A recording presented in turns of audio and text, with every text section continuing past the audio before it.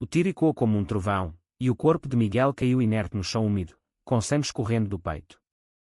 Antônio, seu pai adotivo, congelou, o rifle ainda fumegante em suas mãos trêmulas, percebendo que o erro fatal não fora acidental, mas uma explosão de ciúme reprimido que agora o condenava a uma vida de segredos e remorsos. A noite que se seguia não seria de caça, mas de uma confissão que abalaria para sempre o laço entre eles. Antônio Correia, um homem de 40 anos, viúvo e proprietário de uma pequena adega em Lisboa, adotara Miguel aos 10 anos, após a morte trágica dos pais biológicos do menino em um acidente de carro. Miguel, agora com 25, crescera sob os cuidados rigorosos de Antônio, aprendendo o ofício do vinho e os valores tradicionais portugueses, família, honra e discrição. Mas nos últimos anos, algo mudara. Antônio notara olhares prolongados, toques casuais que duravam demais, e uma tensão inexplicável que pairava no ar sempre que estavam sozinhos. Ele negava para si mesmo, atribuindo tudo à proximidade paternal, mas no fundo, sabia que era mais profundo. A ideia da viagem de caça surgira como uma tentativa de reconectar, de afastar as sombras que se insinuavam em sua relação. Vamos para as montanhas, filho. Como nos velhos tempos, dissera Antônio, com um sorriso forçado, enquanto empacotava o equipamento no jipe antigo. Miguel aceitara com entusiasmo, mas seus olhos traíam uma ansiedade que Antônio preferia ignorar. Eles partiram de Lisboa ao amanhecer, dirigindo pelas estradas sinuosas até Sintra, onde a floresta densa prometia isolamento e reflexão. Durante a viagem, conversaram sobre banalidades, o preço do vinho, o clima instável, a política local. Mas o silêncio entre as frases era pesado, carregado de palavras não ditas. Ao chegarem ao acampamento, montaram a tenda sob o céu crepuscular. Antônio acendeu uma fogueira, e eles compartilharam uma garrafa de vinho tinto da adega familiar. Lembra quando te ensinei a atirar? Perguntou Antônio, tentando reviver memórias inocentes. Miguel assentiu, mas seu olhar desviou para o fogo, como se estivesse lutando contra pensamentos proibidos. A noite caiu, e com ela, a temperatura. Dentro da tenda, o espaço apertado forçava uma proximidade desconfortável. Antônio virou-se de costas, fingindo dormir, mas seu coração acelerava com cada respiração de Miguel ao lado. No dia seguinte, saíram cedo para caçar. A floresta estava viva com sons de pássaros e folhas farfalhando. Antônio liderava, rifle em punho, ensinando Miguel sobre paciência e precisão. A caça não é só matar, é respeitar a natureza, disse ele, e quando lições de seu próprio pai. Mas Miguel parecia distraído, tropeçando em raízes e olhando para Antônio com uma intensidade que o inquietava. Pai, e se a gente errar o alvo? O que acontece? Perguntou Miguel de repente, parando no meio do caminho. Antônio riu nervoso. A gente aprende e tenta de novo. A vida é assim. Mas o erro veio mais cedo do que esperado. Avistaram um veado ao longe, e Antônio sinalizou para Miguel atirar. O jovem hesitou, e no momento de confusão, Antônio disparou impulsivamente. O som reverberou, e Miguel gritou, caindo. Não era o veado, era Miguel, atingido por acidente. Não, Antônio soube no instante, o ciúme cegara. Dias antes, descobrira mensagens no telefone de Miguel com outro homem, um colega de universidade. A raiva acumulada explodira ali, na floresta. Ajoelhado ao lado do filho adotivo, Antônio pressionou o ferimento, lágrimas misturando-se ao sangue. Miguel, perdoa-me. Foi um acidente, mentiu ele, mas seus olhos contavam a verdade. Miguel, ofegante, olhou para cima. Pai. Eu sei o que você sente. Eu sinto o mesmo. As palavras foram um soco. Antônio parou, o mundo girando. Como ele sabia. Como podia ser mútuo. Enquanto esperava ajuda, o sinal era fraco, mas conseguiu chamar emergência. Antônio reviveu memórias. A adoção fora um ato de caridade, mas com o tempo, tornara-se amor. Amor paternal, ou algo mais. A sociedade portuguesa, conservadora em muitos aspectos, não perdoaria. Família, igreja, vizinhos, todos julgariam. E agora, com Miguel ferido por sua causa, o peso era insuportável. Os paramédicos chegaram horas depois, estabilizando Miguel. No hospital de Sintra, os médicos confirmaram, a bala roçara o ombro, nada fatal. Mas o dano emocional era profundo. Antônio sentou-se ao lado da cama, segurando a mão de Miguel. Por quê, pai? Por causa das mensagens, sussurrou Miguel quando acordou. Antônio assentiu, envergonhado. Eu não aguento te perder para o outro. A confissão abriu as comportas. Miguel admitiu que, desde a adolescência, sentira atração por Antônio, mas reprimira por medo de rejeição. Você é meu pai, mas também o homem que eu amo, disse ele, voz trêmula. Antônio, dividido entre o tabu e o desejo, chorou. Isso nos destrói, filho. A família, a sociedade. O que dirão? De volta a Lisboa, a vida retomou, mas com feridas abertas. Miguel recuperava-se em casa, e Antônio cuidava dele com uma ternura que agora carregava subtons proibidos. A adega, com suas prateleiras de garrafas envelhecidas, tornara-se refúgio e prisão. Clientes vinham e iam, elogiando os vinhos, alheios ao turbilhão interno de Antônio. Ele via Miguel todos os dias, ajudando-o a trocar curativos, cozinhando refeições simples como bacalhau à brás. Mas cada toque era elétrico, cada olhar uma batalha. A pressão familiar intensificou-se. A irmã de Antônio, Maria, uma devota católica de 50 anos, visitava frequentemente. Você precisa arranjar uma esposa, irmão. Miguel já é homem feito, pode-se casar também, dizia ela, sem saber da verdade. Antônio sorria forçado, mas por dentro, o conflito rugia. Como explicar que seu coração pertencia ao filho adotivo? Em Portugal, apesar dos avanços legais, o casamento gay era permitido desde 2010, o conservadorismo rural e familiar persistia. Amigos da igreja murmuravam sobre pecados modernos.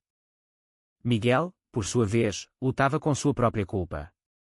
Formado em Direito na Universidade de Lisboa, ele sonhava com uma carreira, mas agora questionava tudo. E se eu for embora, pai? Para evitar isso, propôs ele uma noite, enquanto bebiam chá na varanda. Antônio negou veementemente. Não. Você é minha família. Mas a ideia plantou sementes de dúvida. Miguel começou a se distanciar, saindo mais com amigos, incluindo João, o homem das mensagens. A traição veio sutil.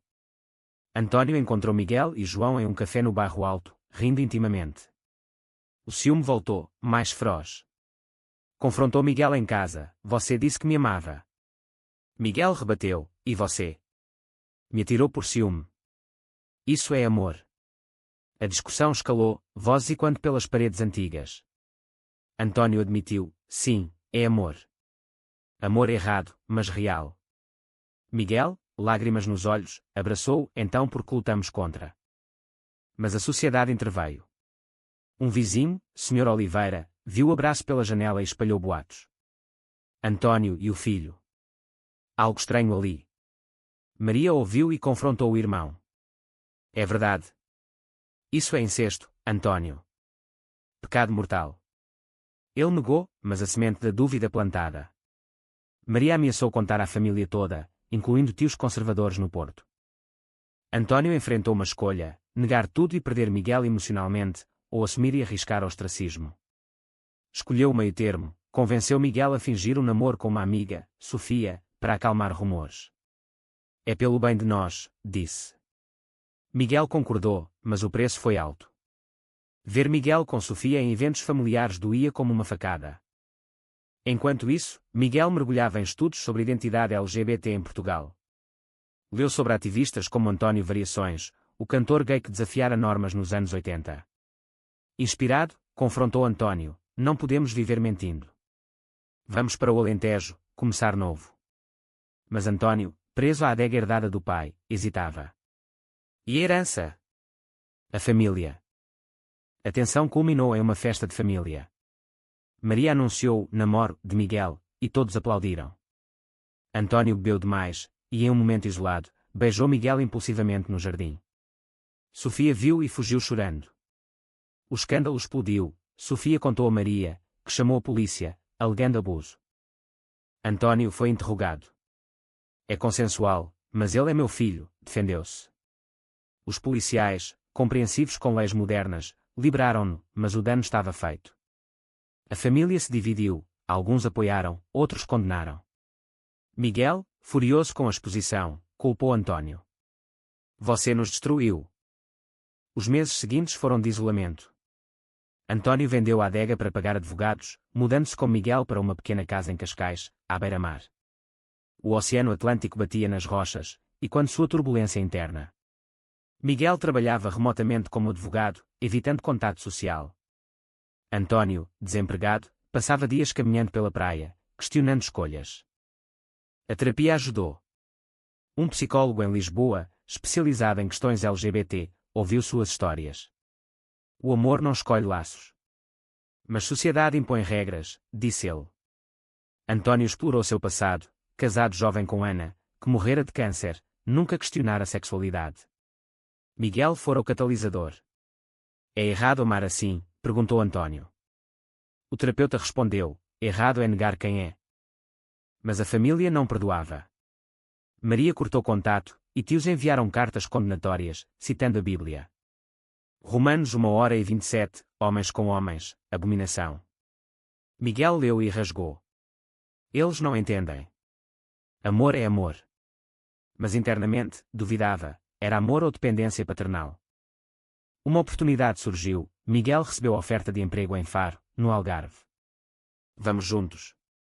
Novo começo, propôs. António aceitou, vendo como salvação. Empacotaram e partiram, deixando Lisboa para trás. Em Faro, o sol do sul aquecia, e a comunidade mais liberal oferecia esperança. Alugaram um apartamento perto da praia, e pela primeira vez, viveram abertamente como casal. Mas desafios persistiram. No trabalho, Miguel enfrentou preconceito. Colegas sussurravam, aquele com o pai adotivo. Ele defendeu, é minha vida. Uma promoção foi negada, e ele soube porquê. Furioso, processou a firma por discriminação, invocando leis portuguesas de igualdade. António, enquanto isso, abriu uma pequena loja de vinhos locais. Clientes curiosos perguntavam sobre sua família. Ele respondia honestamente, meu parceiro, Miguel. Alguns aplaudiam, outros boicotavam. O negócio lutava, mas António persistia, pagando o preço da autenticidade. Uma traição inesperada veio de dentro. Miguel, estressado, reencontrou João online. Mensagens inocentes evoluíram para flerte. António descobriu e confrontou, de novo. Após tudo? Miguel admitiu, sinto falta de normalidade. Com você, é sempre luta. O argumento terminou em lágrimas, com Miguel saindo de casa. Sozinho, António refletiu sobre sacrifícios. Perder a família, negócio, reputação, por amor. Ligou para Maria, suplicando reconciliação. Perdoe-nos, disse. Ela hesitou, venha sozinho. Abandone isso. António recusou, não posso. Miguel voltou dias depois, arrependido. João era escape. Você é real. Reconciliaram, mas a ferida permaneceu. Decidiram adotar uma causa, juntaram-se a uma associação LGBT em Lisboa, compartilhando sua história em palestras. Somos prova que amor vence preconceito, mas custa caro, disse Miguel a uma plateia.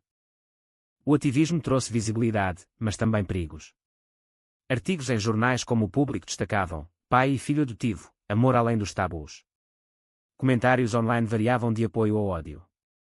António recebeu ameaças anônimas, degenerados, vão embora. Miguel insistia, não paramos agora.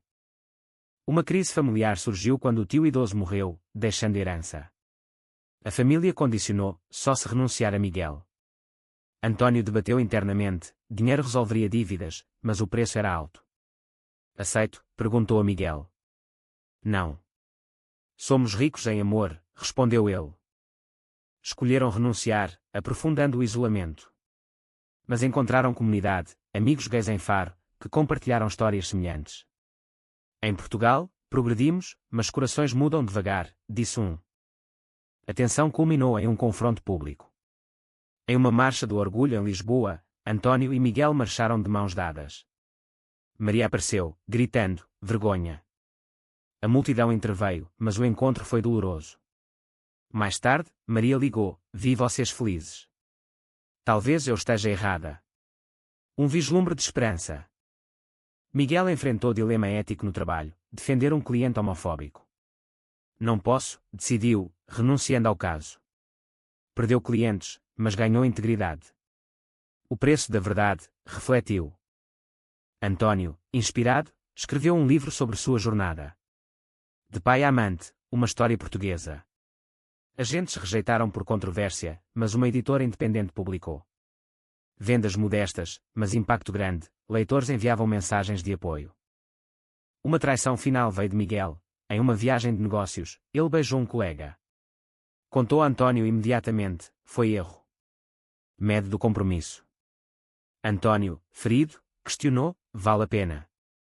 Eles debateram noites inteiras, explorando Mauta Nocé, amor versus lealdade, família versus self. Decidiram terapia de casal. O terapeuta ajudou, construíram confiança. Lentamente, curaram. Mas o custo, saúde de António declinou com estresse, desenvolvendo problemas cardíacos. Com o tempo, a vida estabilizou. Em Faro, eles construíram uma rotina, caminhadas na praia, jantares caseiros, apoio mútuo. António melhorou com medicação, e Miguel avançou na carreira, fundando uma firma pró-LGBT. A família começou a amolecer. Maria visitou, hesitante. Não entendo, mas amo vocês. Uma reconciliação parcial, mas valiosa. Outros parentes seguiram, aceitando aos poucos. Mas reflexões persistiam. António questionava, pagamos caro demais. Miguel respondia, não. Ganhamos liberdade. Eles participaram de mais eventos, inspirando outros. Em uma noite estrelada, sentados na varanda, António disse, aquela caçada mudou tudo.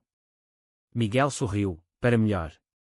Mas no fundo, sabiam das cicatrizes, amizades perdidas, oportunidades negadas, julgamentos eternos. A história deles espalhou-se, tornando-se símbolo de resiliência. Mas o preço pessoal era incalculável, noites insones, lágrimas escondidas, escolhas irreversíveis. E você, leitor, acha que o amor justifica qualquer sacrifício, mesmo que destrua laços familiares e sociais?